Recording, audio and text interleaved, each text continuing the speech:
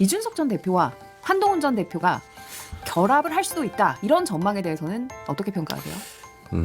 이제 두 분 다 젊은 축에 속하니까 그렇게 합쳐서 뭔가 세대교체 바람을 일으켜보자, 그게 낫지 않느냐, 그런 상상을 할 수가 있죠. 조갑재정 편집장도 비슷한 말씀을 하셨는데, 특히나 최근에 한동훈 대표하고 좀 가깝다고 하시는 분들이 비슷한 말씀을 하셔서 아마 이게 많이 부각이 되는 걸로 보여요. 근데 이준석 의원에 대해서는 첫째는 저희 당에서 나가는 과정이 아름답지 않아서 그 과정에 대한 기억이 아직 안 사라졌다.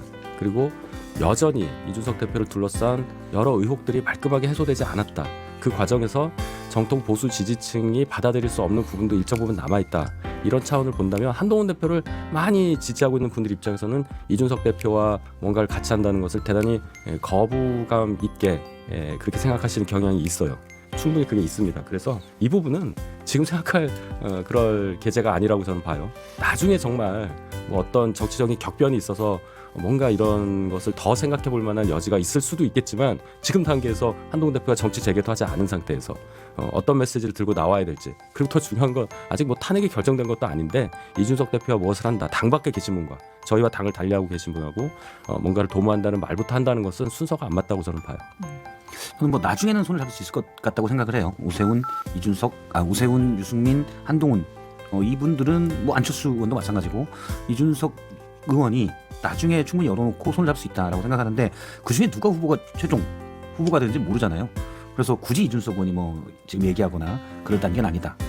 또는 한동훈 대표랑 이준석 의원이 가깝게 지낼 그럴 필요도 없다라고 생각을 합니다. 본선에서 최종 정해지면 그때 물론 이준석 의원이 나로 중심으로 뭉쳐야지 내가 왜 저쪽을 지지하냐라고 생각을 하겠지만, 현재 나오는 뭐 여러 가지 세력이나 이런 것들이 있으니까 그렇게 본다면 이준석 의원이 먼저 뭐 이럴 가능성은 적다라고 봐요.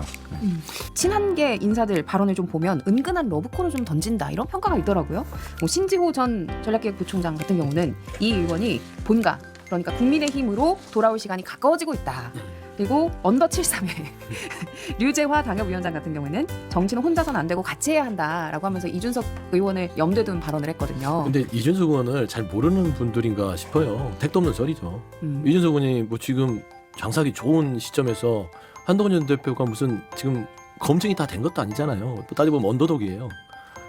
정치적으로는 밑바닥이 있는 것이고, 여기서 이제 어떻게 해서 치고 올라올 것인가 남는 사람이고, 국민의힘에서의 정치적 자산을 한동훈 전 대표가 갖고 있다라고 이준석 의원이 생각할까요? 본인이 더 크다고 생각할걸요?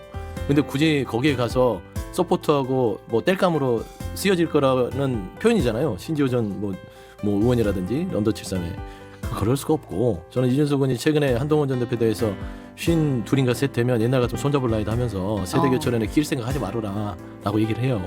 보면 이준석 의원 이번 판을 길게 보는 거예요. 지금 초반에 움직일 생각도 없고, 그래서 친한계 쪽에서 괜히 매달리고 구애하면 이준석 의원 몸값만 그러니까 올려주는 꼴이 된다. 그러니까 한동훈 전 대표는 한동훈 전 대표의 길을 가야지, 신지호 전 의원처럼 뭐 이준석을 데려와야 우리가 몸값이 커진다 이런 전략을 가지고서는 안 통할 것 같아요. 그래서 궁극적으로 이준석 의원은 양쪽에 뭔가 민주당과 보수 국민의힘 쪽에서 후보들이 아주 팽팽하게 이 겨루게 되는 상황이 올 때 본인의 값어치를 가지고 장사를 할 가능성이 크지, 지금은 괜히 해봤자 버릇만 나빠집니다.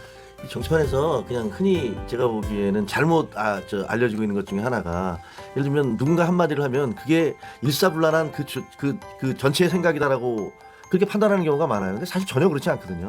제가 이게 신지호 전 조직부총장, 기획부총장이 얘기한 거나 유재화 위원장이 얘기한 건 그냥 개인들이 얘기한 거예요. 개인의 의사를 표시한 것이지, 저도 친한 게인데 전혀 뭐 상의를 하거나 얘기를 하거나 그런 게 없거든요. 그러니까 이분들이 개인적으로 얘기하는 것을 이 친한계 러브콜이다라고 얘기하는 건 제가 보기엔 정말 너무 침소봉대해서 과대평가하는 거라고 생각이 들고요. 정치라는 건 생물이기 때문에 뭐 어떻게 진행될지 알게 뭐겠습니까. 근데 지금 아직 아무도 뭐 출마 선언을 한 것도 아니고 탄핵이 될지 여부도 아직까지 불확실한 상황인데, 거기서 너무 앞서서 얘기하는 거는 별로 의미 없는 얘기다. 그리고 또 하나는 지금 이준석 의원이 뭐라고 그랬냐면요, 53세 한동훈은 예전이면 손잡을 나이 이렇게 얘기했잖아요. 제가 보기엔 이게 이준석 대표의 가장 큰 결점이에요.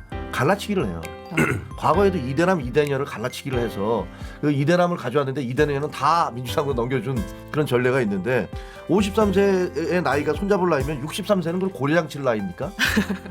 그 도대체 무슨 말을 이렇게 심하게 하는지.